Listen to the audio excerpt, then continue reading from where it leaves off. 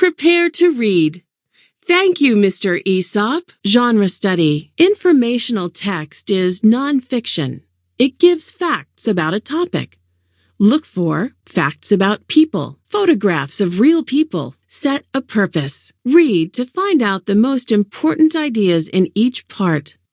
Then synthesize or put the ideas together in your mind to find out new things about the text and what it really means to you. Power words. Nonsense. Wise. Lesson. Tale. Reply. Meet Helen Lester. Listen to the audio to find out about the author of Thank You, Mr. Aesop. When Helen Lester was little, she thought one of Aesop's fables, The Tortoise and the Hare, was about a hairy turtle. It's true. She found out that it is not about a hairy turtle at all, but instead about a turtle who races a rabbit. Miss Lester grew up reading Aesop's fables. These tales gave her ideas for her own stories. Miss Lester always tries to have a good lesson in them, like in her many books about Tacky the Penguin. So she says, "Thank you, Mr. Aesop."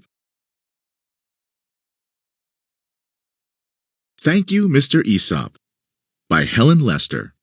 Illustrated by Roberto Weigand.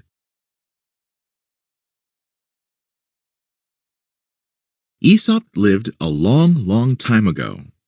It was so long ago that we are not even sure he was real.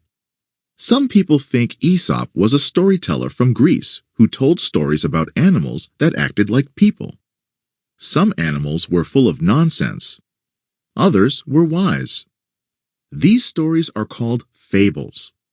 Each one teaches a lesson. People liked Aesop's fables. One person told the story to another, who told another, who told another. You get the idea. Long after Aesop's time, people were still telling the fables. They were printed in books. Each author changed the story to make it a little different. Today, people still like Aesop's fables. Many authors retell these stories. The author Jerry Pinkney wrote his own version of Aesop's fables. His art helps to tell each tale. Ed Emberley and his daughter Rebecca also retell Aesop's fables. They changed the stories to make them their own. In their book, The Ant and the Grasshopper, the weather is hot, not cold like in other versions. Also, the grasshopper is not alone. He plays music with a bug band. Think of it. Many fables we know were first told long, long ago. These stories hold lessons for us all. So, will you be the next storyteller?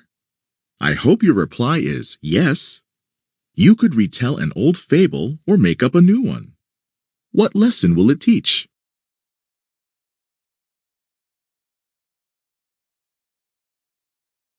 Turn and talk.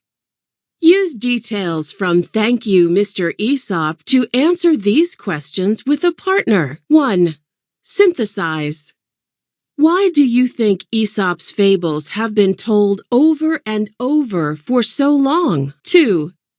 How are Jerry Pinkney's stories different from Aesop's? Talking tip. Ask a question if you are not sure about your partner's ideas.